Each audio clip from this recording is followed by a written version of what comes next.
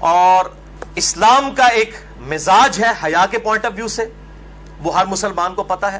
اس میں قطعاً کوئی گنجائش نہیں بنتی اس قسم کے کوئی برے فعل کی کہ کوئی شرمگاہ کے ساتھ اس طریقے سے کھیلے۔ تو یہ جو شرمگاہ والا معاملہ ہے اور مشت زنی والا جو ایشو ہے میرے بھائیوں، یہ نہ صرف حرام ہے یا چلے کوئی احتیاط کے اندر الفاظ استعمال کریں تو مکروہ تحریمی، بلکہ یہ گناہ بھی ہے، اور گناہ کبیرہ زنا کی طرف لے جانے والا ہے۔ اس سے روزہ بھی ٹوٹ جائے گا، اور روزے کا کفارہ بھی وہ سخت والا 60 روزوں والا ادا کرنا پڑے گا، اور ظاہر ہے کہ غسل بھی فرض ہوگا، اور کسی نہ کسی درجے میں یہ ہاتھوں اور دل کا زنا بھی ہے والعیاذ باللہ تعالی۔ چنانچہ اسی کانٹیکسٹ میں ایک بڑی کریٹیکل حدیث ہے، صحیح بخاری اور صحیح مسلم کی متفقن علیہ حدیث ہے۔ صحیح بخاری میں 6612، صحیح مسلم میں 6754، اور مشکات میں بھی 86 نمبر پہ یہ حدیث موجود ہے کہ آپ صلی اللہ علیہ وسلم نے فرمایا کہ آنکھ کا زنا دیکھنا ہے، کانوں کا زنا سننا ہے، بے حیائی کی باتیں سننا، زبان کا زنا بولنا ہے، فحش گفتگو کرنا، ہاتھوں کا زنا پکڑنا ہے، ٹانگوں کا زنا چل کر جانا ہے، اور نفس تمنا اور آرزو کرتا ہے، اور شرمگاہ اس کی تصدیق کر دیتی ہے والعیاذ باللہ تعالی۔ تعویل خاص کے اعتبار سے تو یہ زنا کے بارے میں ہے، تعویل عام میں ہینڈ پریکٹس والا جو مشت زنی کا ایشو ہے وہ بھی اسی کے اندر داخل ہے والعیاذ باللہ تعالی۔ اب ظاہر ہے کہ اگر اس قسم کی بیماری میں کوئی شخص مبتلا ہے، اس کا علاج کیا ہے؟ توبہ کرے اور اللہ کی طرف رجوع لائے، اور اللہ تعالیٰ نے اس حوالے سے ایک نیچرل پروسیس بھی رکھا ہوا ہے، یعنی مردوں کے لیے خصوصاً احتلام کا، نائٹ فال کا ایشو ہے کہ جو ایکسیسو اس طرح کی جو انسان کے جسم کے اندر مادے بنتے ہیں وہ آٹومیٹکلی ایک فزیکل فینومینا آف نیچر کے تحت نکل جاتے ہیں۔ بہرحال اپنی شہوت کو کنٹرول کرنے کے لیے آپ صلی اللہ علیہ وسلم نے علاج تجویز فرمایا، سب سے بڑا علاج، اور وہ ہے نکاح۔ اور اگر نکاح نہ ہو تو پھر کیا علاج؟ اگر آج کل کے فلاسفرز اور ان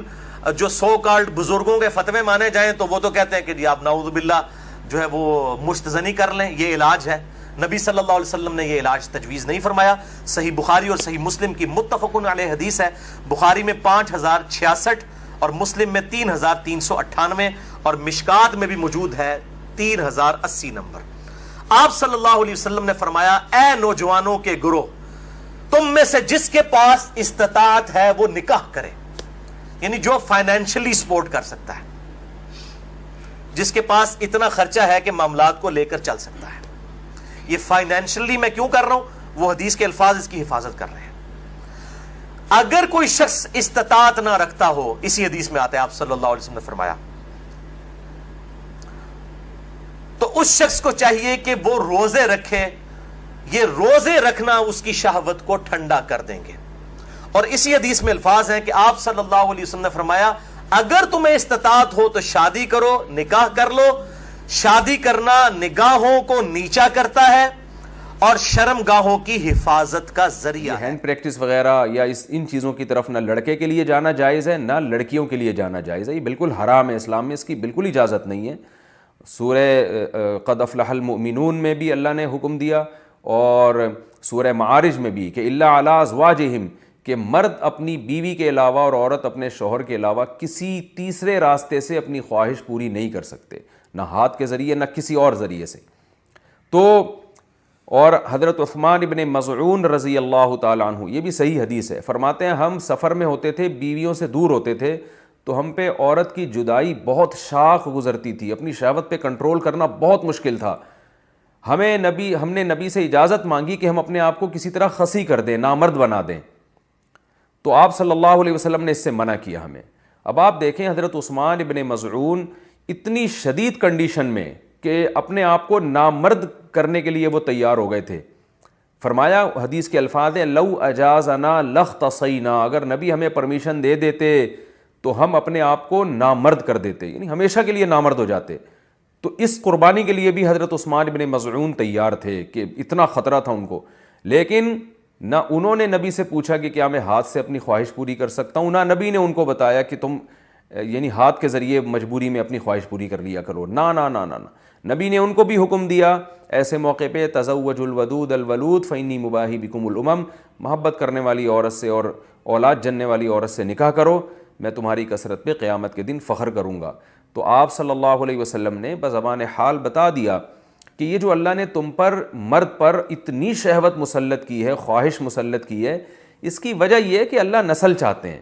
کہ مرد اور عورت کا ملاپ ہو۔ تو مرد اور عورت کو ایک دوسرے سے دور رہنے کے لیے پیدا نہیں کیا ہے، ملاپ کے لیے پیدا کیا ہے۔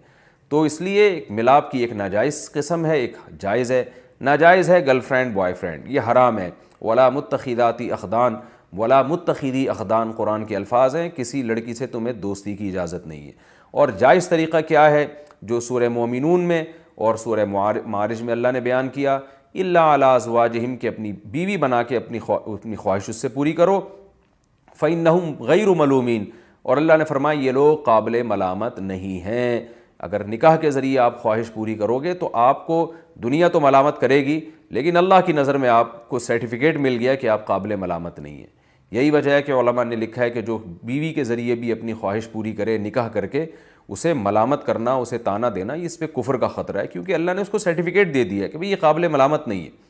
تو اپنی جانوں پہ ہم سب کو رحم کرنا چاہیے۔ زنا معاشرے میں بہت تیزی سے پھیل رہا ہے، کو ایجوکیشن سسٹم نے تو ہمارے فیملی سسٹم کو تباہ و برباد کر دیا ہے۔